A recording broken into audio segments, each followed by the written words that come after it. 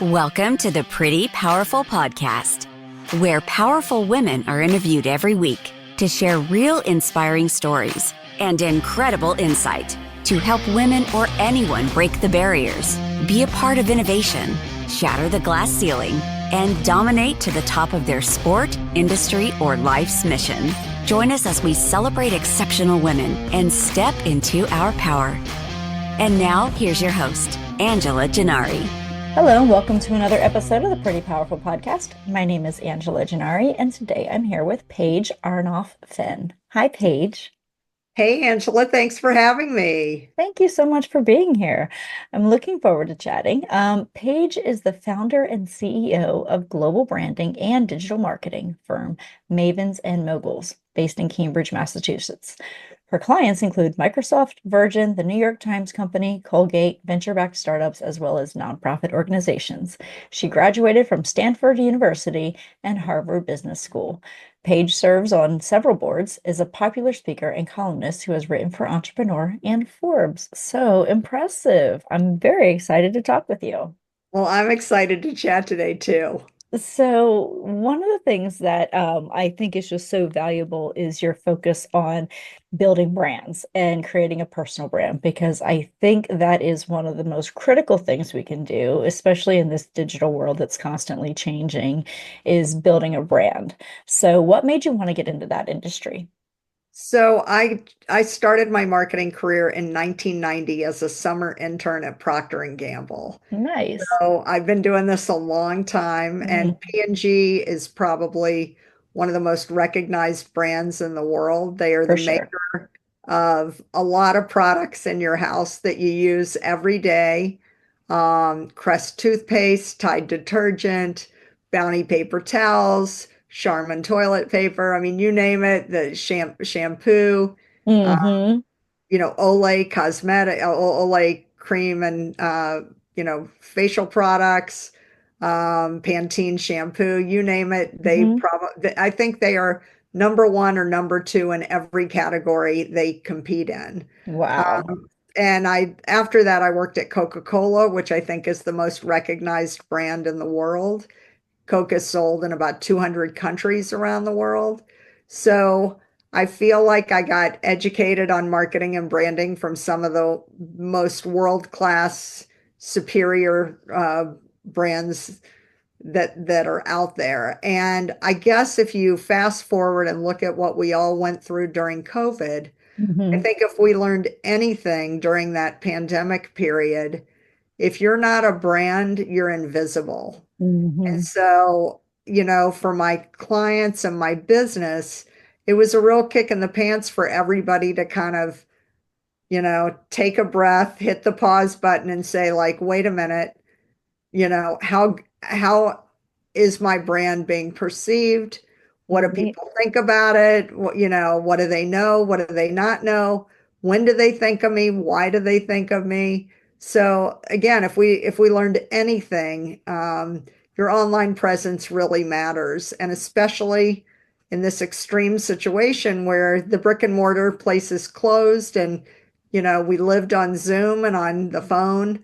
Mm-hmm. Um, it's really taken on kind of a life of its own. So branding is just a core part of my business now. And, I think if you're not a brand, you're a commodity, and then you compete on price. And that's a bad place to be, because if all you can do is lower your price, it's not going to be a sustainable business. Well, and then it becomes a race to the bottom, You right? got it. Because, everybody can do that. You don't have to be exceptional to lower your price. And then you're competing against people who may not hold the same standards, may not have the same overhead, may be cutting You got it. corners. And you've created a situation where you can never go lower. Somebody's always going to beat you out on price. And whether that's through, like I said, cutting corners or not doing training, we see that all the time in our industry. Security companies have long been doing that. It is a race to the bottom. And so it is our personal brand. It is our company brand that sets us apart. And we kind of live by, we have a certain set of rules, obligations, and values, and we don't compromise on them. And that is our brand. And so therefore we don't do the price thing, because that's you're exactly right. If you don't have a brand, that's what you're going to go to is price. And as the leader of the company with the brand, your brand matters too, the company Hmm. brand and the personal brand. Oh, And yeah. they need to sync up and be consistent Yes. to tell the best story. So it's really important. And I think a lot of people, um, people will come to me and say, I'm not LeBron James, I'm not Beyonce or Taylor Swift or Yeah. Serena Williams. Like, I'm not really a brand, I'm not famous. I'm just selling, XYZ product or service. But I hope by the time people listen to this podcast and hear us, they'll understand everybody's a brand today. We're all walking around with these phones in our pockets that Hmm. are platforms for you to get your story out there. And every, social media site you're on, anytime you're blogging or tweeting, or, when you are meeting people in person, your brand really matters. So, Yeah. you don't have to be famous to be a brand today. If you're online, if you're meeting with people, if you're on a podcast, if you're having lunch or coffee, your brand really matters, because if someone gets introduced to you or reaches out to you over email, people are making that calculation like, is it worth my time to follow up? Who is this person? They'll Hmm. Google you. If they Google you or Google me, our names are probably unique enough that it's really going to be us. And Hmm. it's really going to be our company. So if what comes back is questionable or a lot of digital dirt, that is not going to bode well for people wanting to do business with you or wanting to take the time to grab coffee or invite you onto their podcast. So your brand really matters. Yeah, it really does. And, people, even it doesn't matter what segment you're in, it doesn't matter what industry, they're going to look you up and decide whether or not you feel like you're trustworthy, right? So, Absolutely. and especially in anyone who's doing any kind of consulting or is a leader in business or on a board or, anyone applying for a job, one of the things that we do when we're looking at our potential candidates is we look up their name. I want to know what is associated with them because I need to do it as an employer because I know our clients are going to do it, right? And so it's Exactly. important that we know we're aligned with the right people. And people buy products and services from people that they know, like, and trust. Yes. And so what comes back needs to Hmm. be consistent and tell a good story. Hmm. And, if you're one kind of person on one platform and a different kind of person on a different platform, that's going to raise a lot of questions, and that's not a good way to build a trustworthy brand. Hmm. But, businesses are the same. If every time you walked into a McDonald's or a Starbucks, if it looked different, if the offerings were different, if the employees treated you differently, you'd be very confused, and it wouldn't be kind of that safe space for you to go and just relax and get a coffee or a lunch or whatever. It's the same with your business. If Hmm. they want to know that the person that shows up, their account person, that the leadership is a good reflection on them. If they hire you, they want to be, confident that you're going to deliver on the promises that you make, and you're someone that can stand behind your word. And, if what they find out online is a lot of bad press, a lot of, questions about your integrity, or, Hmm. that, they're going to go on and talk to someone else. They're not going to follow up, because it's just raises, again, it raises too many questions and does not build the confidence and trust you need to associate with those products and services. Yeah. Well, and a lot of times the first impression people get of you is online, right? Especially in this Zoom culture, right? So they're going to meet you on Zoom or they're going to, look you up long before they meet you in person. So it doesn't matter how charismatic you are and how wonderful of a person and how warm your greeting is. If you have a bad online presence, it's only going to translate into a negative impression of you prior to ever even meeting you. And, when people send you an invitation on LinkedIn, a lot of times you look and see what contacts do we have in common, just Hmm. to get a sense of, like, who is this person? Right. And, it could be someone that you know socially or professionally in common. And I do, again, background checks before you hire someone, before you go meet with someone, you can pick up the phone and say, I noticed you're also connected to Angela. I'm just Yeah, curious, how do you know her? What do you think of her? And if somebody says, actually, I must have met her at a networking event. I don't even remember her. I don't know her that well at all. So I can't say anything. Okay, well, that's fine. And then you'd go down the next, and maybe it's my college roommate or my next door neighbor. And I say, oh, how do you know Angela?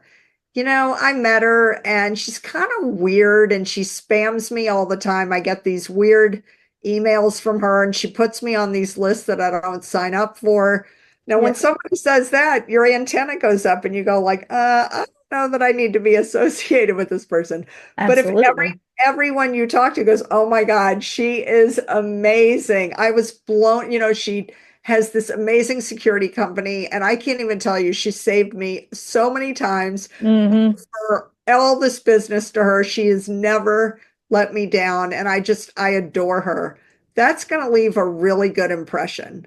And Absolutely. your brand is what people say and how they talk about you when you're not in the room. Hmm. And, you know, if you get that kind of testimonial or those kind of, people just love you and they think you're smart and great to work with and fun and funny, that leaves an amazing impression. It sure does. Well, and it tells people what to expect, right? Because Uh, I think the other thing is I want to know if I need to be guarded when I meet somebody. I need to know if, this is somebody that I, can make jokes with, can I laugh with, are they going to expect me to be super dressed up and very proper? Are they pretty casual? And, like there's so much that goes into a personal brand and who you are. And I try to always be when I was in my 20s, I think I constantly had this feeling like I needed to portray myself a certain way, right? Like it's a lot of younger people feel like this, right? Like it's that imposter syndrome, it's the fake it till you make it mentality. And what's so funny is once you get up to our age, people are like, I am who I am, take it or leave it, right? So and so there you remove all of those walls, but you become 10 times more relatable and 10 times more sincere. And that vulnerability and that authenticity is what really allows people to connect with you because people will tell you when they met me in my 20s, I was very hard to connect with, but in my 40s, I'm easier to connect with because I am who I am, right? I don't have a need to put on a facade of being something else, and I don't have these exterior walls built up where you feel like you can't get close to me. yeah, I think the sooner you get comfortable in your own skin, the better. Hmm. And I think that's one of the best parts of aging, Yeah, frankly. I mean, I feel absolutely. like you know what you're good at, you know what lane you're in, and you're not competing with everybody. Right. You kind of know this is what I'm great at. This is my sweet spot, and if people don't want to hire you or don't want to work with you in an interview, I always think, I'd much rather find out now than later. Like it's almost like a gift if you end up, for whatever reason, not connecting. They hire another firm, they hire another employee who they think is a better fit. It probably saved you a lot of angst and agita Hmm. because, maybe it was just too forced, it was a square peg in a round hole. Hmm. And it frees you up to find a better match and a better connection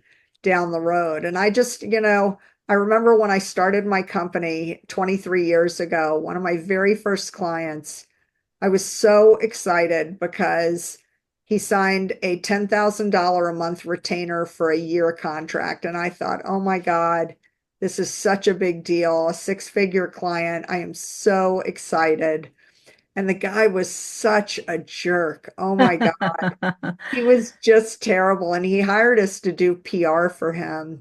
And my PR team was doing just an amazing job getting him some terrific press locally and nationally. He was showing up in national newspapers and Oh, magazines. wow.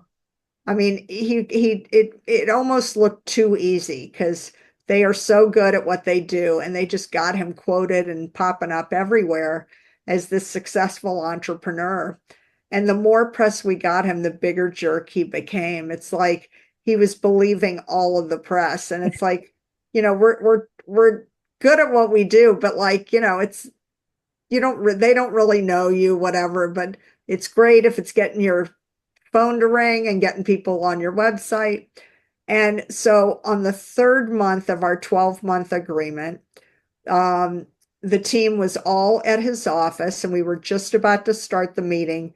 And I run a company with people all over the world, and the PR people happen to be based in New York, and I'm based in Boston, and the client was based in Boston, but the New York team was going to come for a face-to-face meeting. This is well before the Zoom world. Yeah. So before we started, I said to him,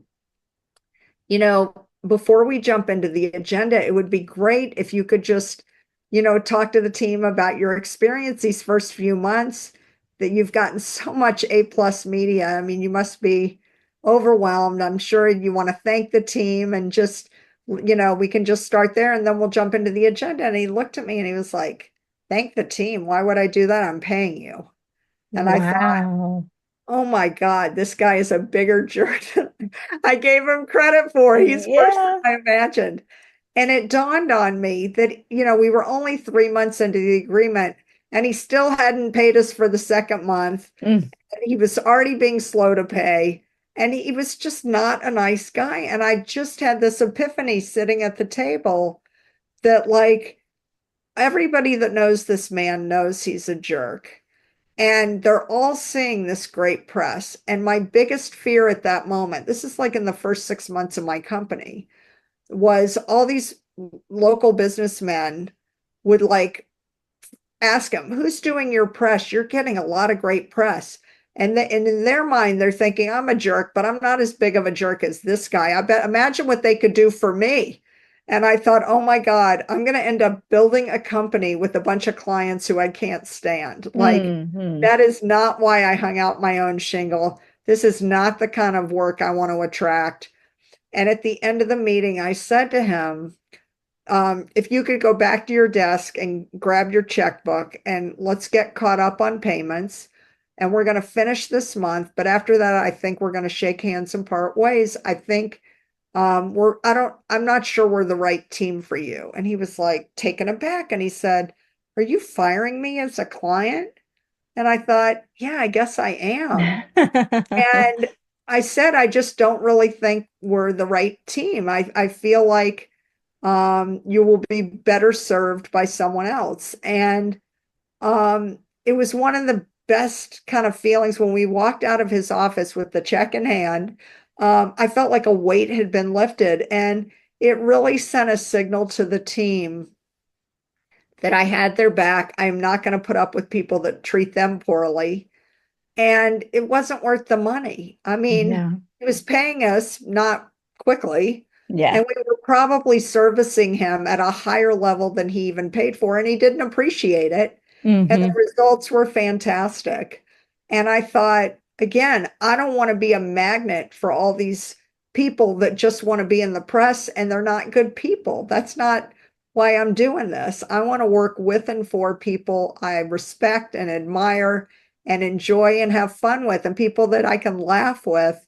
And I thought, the buck stops here. And I guess it is kind of a feng shui thing. It's like when you free up the clutter, it opens up space for other things to come into your life. And we replaced the business very quickly with much better clients. And, it was like a real wake-up call that, you don't have to work for everybody. When it's your business and your name's on the door, whether the company is named after you or not, if you're the CEO and the president of the company, it's up to you. And if you put up with it, then you can't complain. And if you want to be different, then make better decisions. Yeah, I've had those too, where, and it's always the ones that kind of beat you up from the beginning on price, on contract terms, on all these things that always has to be their way. And they're not taking any consideration of you and you running a business too. They're running a business, but you're also running a business. For sure. And they have a complete disregard for that part of it. Those are the ones that I find in the contract stage from the very beginning. Okay, if it's this challenging, at this point, what's going to happen when we actually work together? And so I've learned to pull away early and not even go to contract because I can already see like they don't respect our business practices. They're not going to have any regard for our payment terms. They're gonna fight us for everything. And those are not the clients that I want to work with because it's those clients that take up 80% of your time.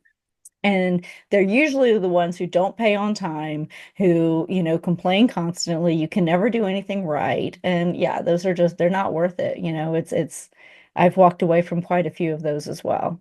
And like you, I don't want to be a vendor. I want to be a partner. I want Right. I want it to be a win-win. I want your businesses to succeed and I want my team to succeed too. Mm-hmm. Mm-hmm. And if we're not a good match, I'd rather know it sooner versus later. And Yeah. again, that wisdom kind of comes from experience and age. Those are not decisions that you make with confidence in your 20s. And when you're in your 20s, you're probably working for a bigger company. You're not a decision maker. The buck does not stop with you.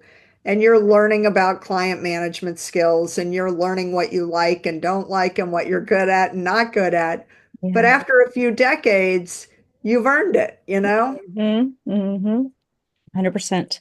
So let's kind of circle back to this personal brand because I'm curious to know from an expert, how do you suggest if somebody is new to the industry or they just got out of college or they're switching careers, how do you start building a personal brand? So, it starts from the inside out and you Mm, start small and then you grow. So think about what you want to be known for. You can actually do kind of a little market research project. yeah. When you talk to people and you say, what are my strengths? When you have what kind of problem, when do you think of me first?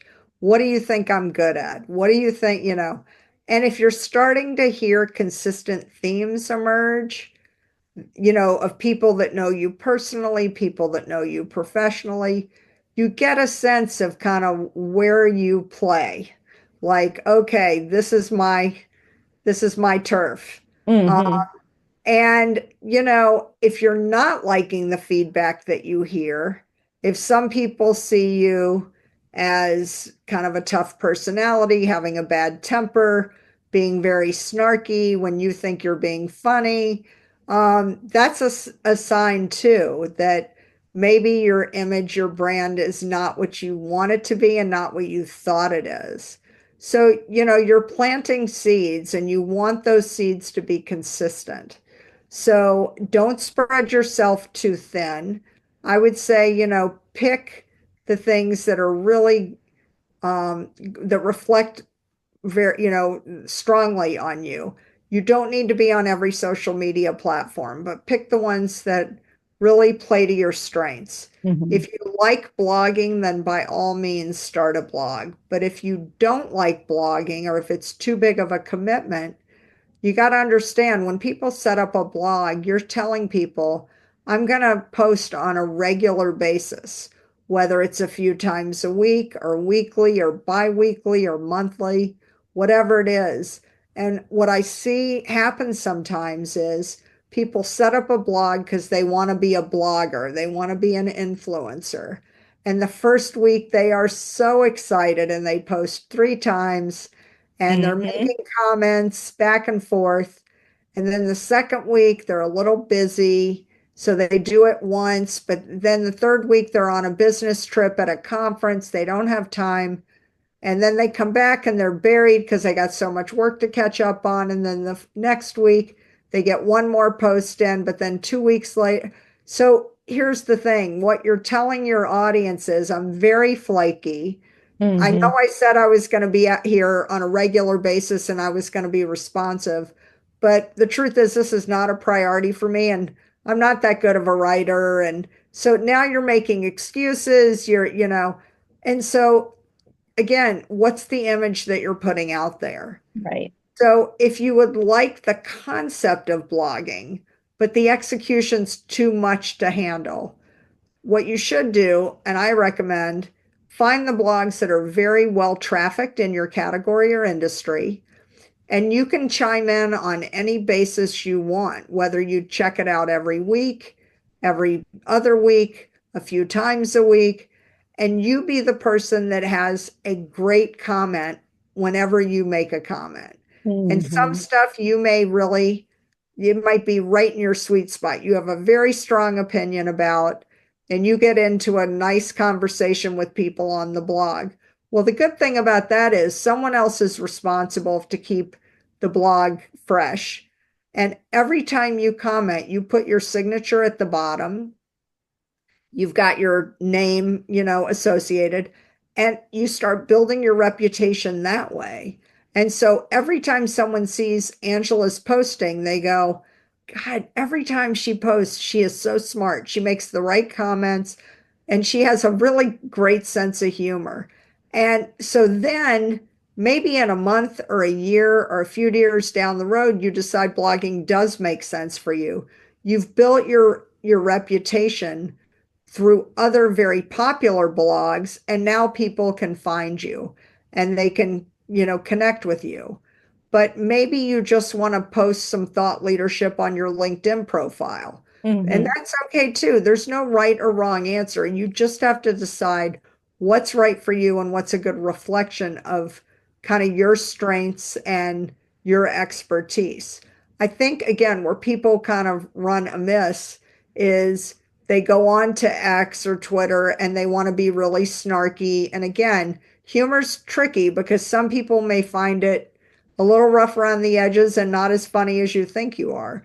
On Facebook, they want to post all their like college reunions and they're at the beach and they're in a bikini and they're drinking. Yep. And so again, before someone hires you, interviews you, meets you for coffee or lunch, and they Google you and all this stuff comes up, they're thinking, who is this person? Like, Hmm. I'm not sure I get them. I don't get their humor. They don't seem that professional to me. So, and especially if you're young, you definitely want to like Google yourself and try and do a bit of a digital dirt cleanup, take down stuff that might have been funny when you were in high school or college.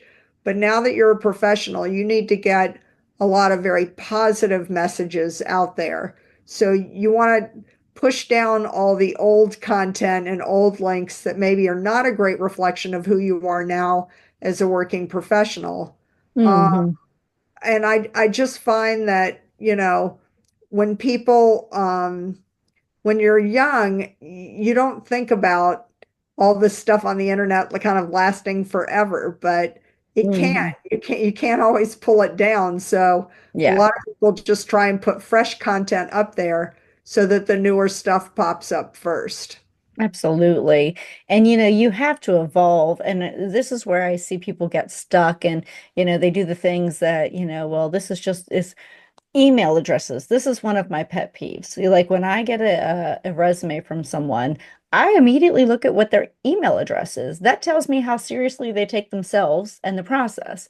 Because if their email is, sexy girl 123, then, at Gmail, they're not taking themselves very seriously, and therefore I should also not take them seriously. And that is part of their brand. That Right. is That's what you're unfortunately, putting out there. Yeah. yeah. So what you name yourself, including what you name your email, what you name your, if they have a Facebook profile of something that's not their name, like bunny cakes, some stupid thing, and you're like, this is not somebody I want to bring on as a serious executive or a manager in my company, like this, you have to really look at what are you doing, even if you think, well, this is my personal page, it's nobody else's business. Yes, it is.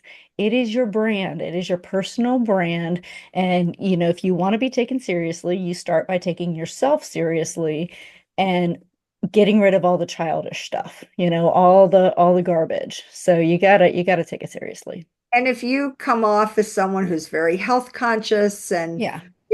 very sporty and athletic and, in a professional environment, and then you go out to lunch with someone and you order like the greasiest, just, Hmm. and you're not dressed in a more professional way, Again, everything communicates, Hmm. everything.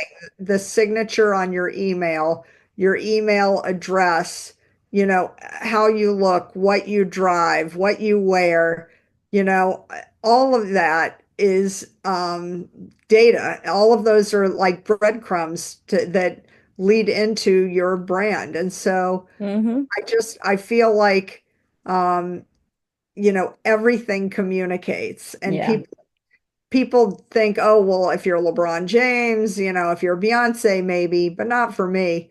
No, I have to tell you, it is for you. Yeah. And, if you're the parent on the side of the soccer field and you're screaming and yelling and throwing a tantrum because your kid's not doing well on the team, and other parents are seeing that, that's going to affect your brand too. If you come off as Mr. Calm, cool, and collected at work, but you're a real jerk to your kid because he's not the best player on the team, that Hmm. sends a signal too.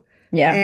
And so, just be cognizant of the fact that, you need to be very conscious of all those pieces because they all tell a story, and you control your narrative. And if you want people to think about you in a certain way and talk about you and refer people, introduce you to people, they need to know that it's going to be a good reflection of them to Hmm. hang out with you or to make introductions of people that you trust and know. And, if you're not getting that response, you need to kind of take a look in the mirror and make sure that you clean up well. Well, and on any kind of social media, and I'm saying this because we're specifically talking about your digital footprint when it comes to, your brand. So I see people on different forums, like again, this is not it is your Facebook and you're on a security forum, but you are trashing a company or you are, putting somebody out there making fun of them. That is a reflection of you. And this is what people Absolutely. need to understand. Like you putting somebody else out and calling them out, like you're doing it number one without their knowledge, which I don't defend that because I think that that's just petty. Like if you have a problem with somebody, you go to that person, you don't Right. blast them on social media where they're not going Right. to see it and can defend Yeah. themselves. Yeah. But when you see that as an employer and as a security company owner, my first impression is I'm never hiring this person because, all it takes is for them to get upset with me about one little thing and they're going to blast me on social media and not give me a chance to defend myself. And I'm very protective of my reputation. I'm very protective of my brand. And I don't want to associate with anyone who's going to be snarky and nasty like that and fly Exactly. off the handle. So yeah, big, big, big no-no. For sure. No, and I just feel like, you know, um, you you can't live in a vacuum today. Like, as you said, you see everything. In the Mhm. old days, you thought your Facebook friends were on Facebook and your LinkedIn contacts were on LinkedIn. But today it's, everything kind of is out there. There are Yeah. no secrets really. No? And so, if you think you can get away with something, like I said, just even going through the back channel of who we know in common, a lot of stuff's going to come out if you're, not good to your word in one part of your life. You're probably not going to be good to your word in another part of your life. Yeah. And Well, and so much of our lives blend these days, right? Like I have business associates that I, previously may have only had on LinkedIn or email. That's it. And I wouldn't have let them cross into my personal world. But now more and more of them are sending you friend requests on Facebook or connecting with you on Instagram or following you on TikTok. And so there is no, I mean, like you can keep it very, very, very, personal, but I also feel like people are doing that because they want to get to know you. They're trying to figure out who you are. And so for me, I just keep the same consistent message across. Like I don't post bikini pictures at the beach and I don't post, like if anything on my Facebook, the only thing non-professional I ever post are pictures of my son. That's it. But I don't rant about politics. I don't do anything that I wouldn't want my clients and my employees to see. and And that's so you have to that's be mindful. Right. And that's the way you kind of need to behave today. I think everyone kind of needs to have those guardrails because, Mm-hmm. you know, if you're talking politics, you're probably pissing off half the people Mm-hmm. might want to hire you or might want to refer business to you. And why take that risk? Yep. I mean, you can believe what you want to believe. You're completely entitled to it, but you don't need to kind of wear it out, online Mm-hmm. all the time. And I'm shocked how many people, like you said, go on these rants and say things and they feel completely justified in doing it. But Oh what yeah. the reflection on them and the risk that they could be doing it, related to you, it's just not worth it. 100% agree. So, what advice do you give to those younger people who maybe did put their pictures out, and now they're getting into the workforce? They in college they had their fraternity drinking pictures and their beach bikini pictures and they had all the fun shots of, them enjoying their college life. And now they've gotten into the workforce and they're like, "Oh, yeah, they're going to do this deep dive on my social media. How do I clean it up?" I've heard internet is forever. So, what are your suggestions? So again, it's about posting fresh content, pulling down the old pictures, putting up the new pictures. Mm-hmm. Uh, you know, I think a lot of young people don't realize that there's a lot of reverse mentoring that can happen too. A lot of people just assume the older person mentors the younger person. But young people, they're digital native. They grew up with the phones and the computers in their arms, and they know so much that is intuitive to them that people like you and me can learn from. And so maybe they start posting things on LinkedIn, on their Facebook about, interesting things that they've learned or, little hacks that have saved time or saved money. Or maybe Mm-hmm. they start a blog and say, if you want to make streaming easier, or you want to, there are things that they just know really well that are not intuitive to people like you and me. And when you're meeting with people for interviews or for informational interviews, um, and they are telling you about, like, I get so overwhelmed with all these platforms, or it's just, I don't even know how to use the remote in my house anymore. It's so Mm-hmm. confusing. Um, Send them an article or send them a link and say, we had this great discussion, and this is something I gave to my parents, and it's made all the difference in the world. Or, I've helped, I volunteer at a senior center once a month, and this is an article that, I wrote to help them. That's really powerful because when you're building your team and you're looking for the new young talent, you want people who are helpful and who can bridge that gap and that you can learn from, that they do add value. It's not a one-way street. Young people have a lot of value today because they know a lot of things that you and I can learn from. So I would say, clean up your digital dirt, Google Mm-hmm. yourself, see what pops up, and start posting, useful content. Yeah.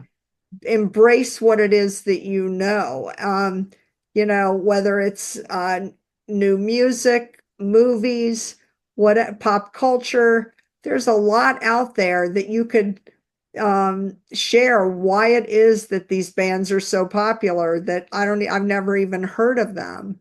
I was Mm-hmm. talking to my niece the other day and she was telling me about this band she really loves. I've never even heard of it. Um, but when I was her age, I knew all the new music, but I love that because, then I can Google the band and listen, and I can see why she likes the music. But Mm-hmm. that keeps people more relevant, more engaged, and it's useful because marketing is about relevancy. Yeah. You want to be, I always tell people when they're interviewing for marketing jobs, look and see what's on the Billboard charts. What's the New York Times best-selling book right now? What movies won at the box office? Who won the Oscar for Best Picture or the Grammy for Best New Song or Best New Album? If you don't know that stuff, you need you need to know, because pop culture and influencers are so important to the marketing messages that are out there. And if you are so out of touch, um, how can you put together the right messages?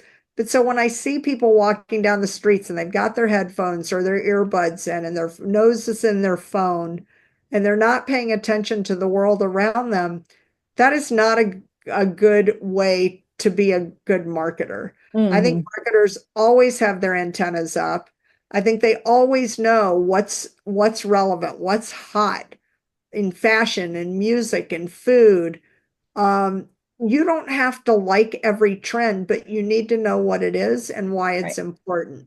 So I always say, I didn't watch Game of Thrones, but I understand why people loved it. Yeah. You know, the Beatles can be your favorite band of all time, but that doesn't mean, you've shut down all new music. It's important, you know, do you know who's going to be the big Super Bowl advertisers this year? Like that is, why do people care about Taylor Swift and Travis Kelce? Why do they even care that they're dating?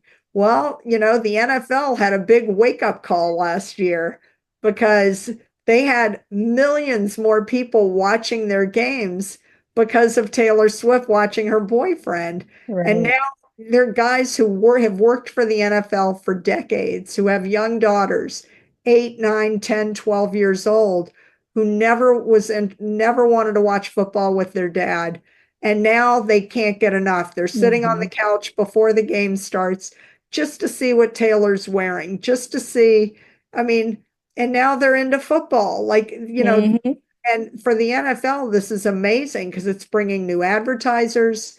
Their viewership's gone up, so their brand is more relevant. It's more pricey, it's worth more because she's part of it now. So, and what she wears turns into like a massive like flood, it'll immediately get sold out online within 24 hours of a game. Hmm. So it's really important again to understand the trends. You don't have to love every trend, but you need to follow it in a professional way so you know why it's relevant, why it matters, and who cares. Hmm. Well, and along those lines, you have to make sure that your brand is reflective of what you want to say to people.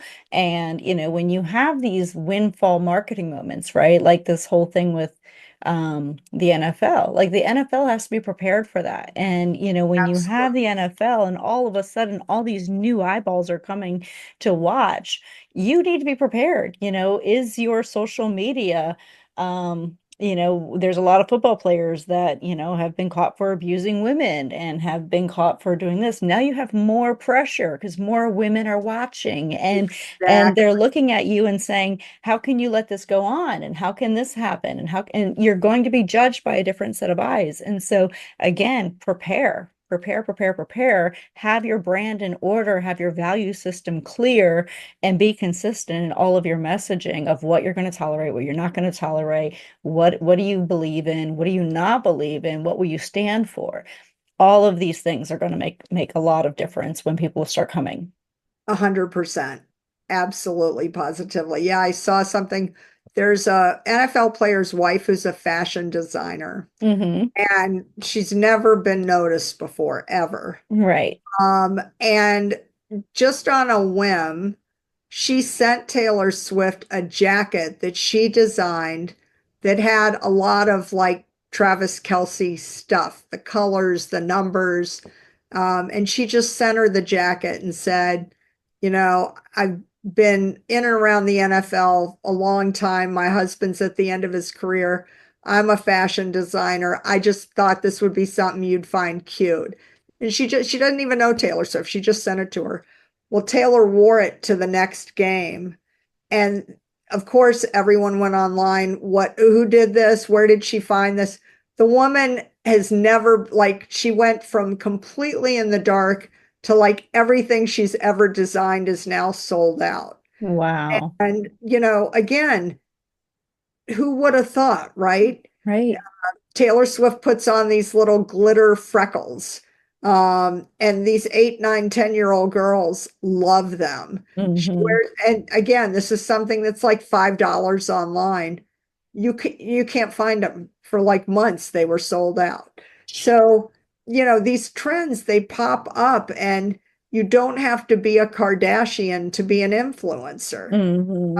It doesn't need to be expensive. It can be something that's cheap. It can be something that's fun. But I just think people need to, if you want to be a great marketer, you really need to pay attention, get your nose out of your phone, keep your antenna up, and pay attention to what's out there. Why? What are people doing? Why are they doing it? Why is it important? Who's benefiting? Hmm. Hmm. Ask yourself those basic questions, because the best marketers, the people that are really going to be able to benefit and take advantage of these trends in the market, those brands are going to thrive in the new year if they get, if they do their homework, if they get it right. 100%. Yes, I agree. So to pivot a little bit, what advice would you give to your 18-year-old self? Boy, oh boy, I would be very nice to that person, I think. I know.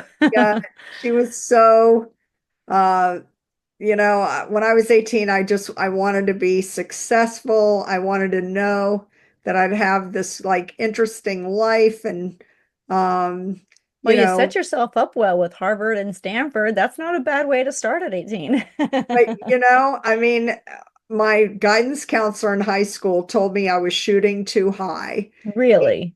He said, you don't have enough backup schools.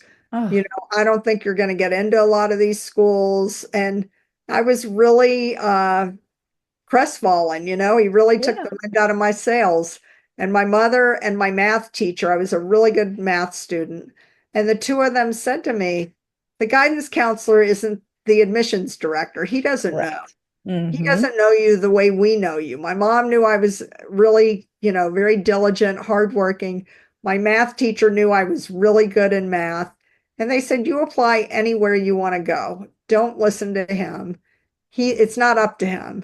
And I got into Stanford, and I had my dad send the check the next day. I was so excited. Wow. But I think, when you're 18, you can get distracted by things that maybe aren't the most important things. You want to be Hmm.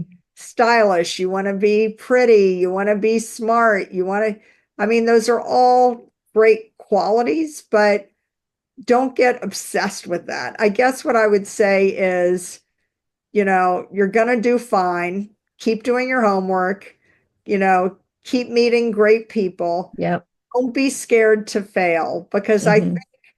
you know, as I was embarking on my adulthood, I always thought, what if I screw up? What if I fail?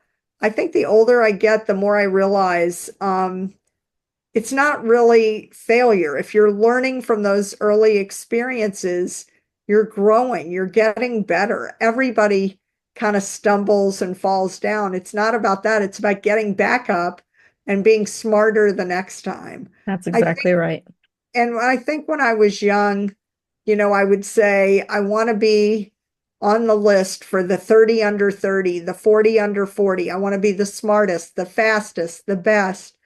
And I would set these like arbitrary goals for myself, to get like the accolades for having done something extraordinary uh, Yeah. at a really young age. And again, now I think about all the amazing people who were kind of later bloomers. They came into their own, they had a career pivot, they did something, learned from it, went another direction. And, don't set arbitrary goals for yourself. If you're not Mark Zuckerberg starting a huge company and being the president before your 30th birthday, that doesn't mean you're not successful. That's It right. just means, you're on a different path. And, my husband, when I turned 30, he gave me a book about all the people that like later in life found their calling. And it really left a great impression on me. A lot of people didn't start their kind of most successful career until their 40s, 50s, 60s.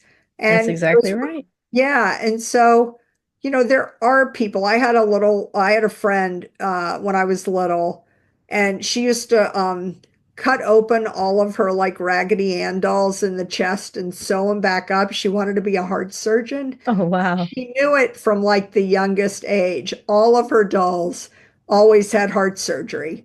Um, Oh, and turns out, fast forward, she is like an arrhythmia specialist and probably wow.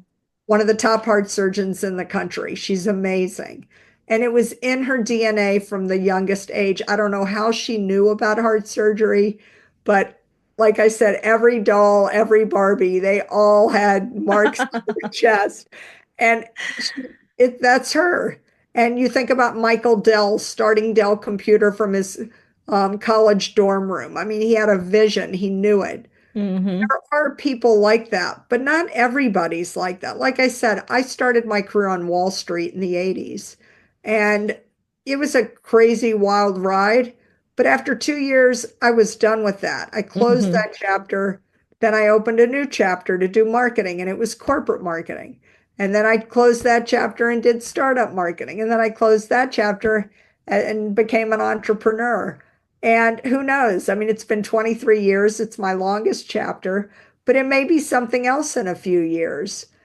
So, that's fine. You're allowed to pivot. You're allowed to learn and grow and, go different directions. But I think when you're 18, you want to know, I'm going to make it. I'm going to be successful. I'm going to make my parents proud. But I think your definition of success changes as you learn and grow. And it's okay. It's supposed to. Uh, Absolutely. if what you're doing is to please your parents when you're your age or my age, you're not doing something right. Like you need to figure out what's right for you, not your neighbor, not your siblings. Your parents had their own careers to do what they wanted to do. This is your time. And I have friends who have gone back and decided, their parents didn't want them to go to medical school, but after a few years of working, they decided they really did want to be a doctor and they went back, took classes, applied. I have friends who took the LSAT in college so that they could apply to law school because they didn't have any better ideas of what to do after graduation. Well, they did well on the test. They joined a law firm. Then you fast forward, they're 40 years old, they're a partner, and they think, how in the hell did I end up being a lawyer? I didn't even want to be a lawyer. I just took the LSAT because it was something to do in Hmm. college to figure out, what do I do after graduation? And then they go and do something completely different. They start a business, they go a completely different direction. Just because you start in a career path doesn't mean you need to stay there.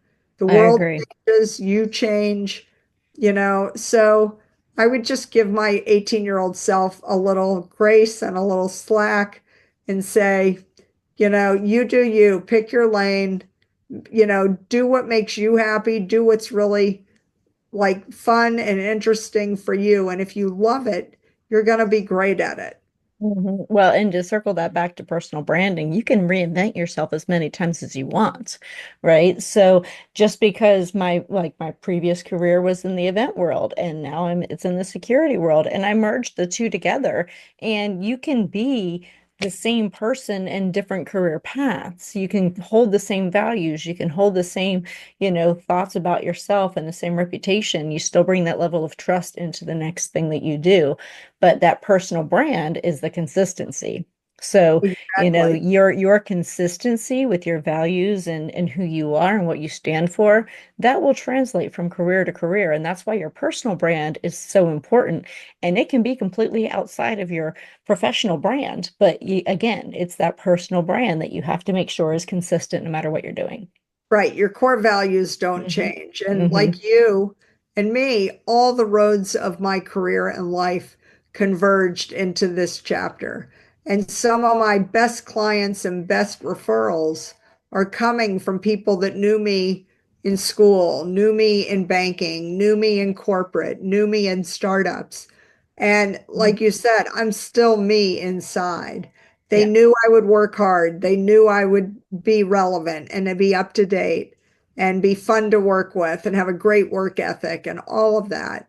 So that is exactly correct. Like, and if you look at people like Madonna or Oprah, look at how their careers have evolved and how much Mm. they've changed.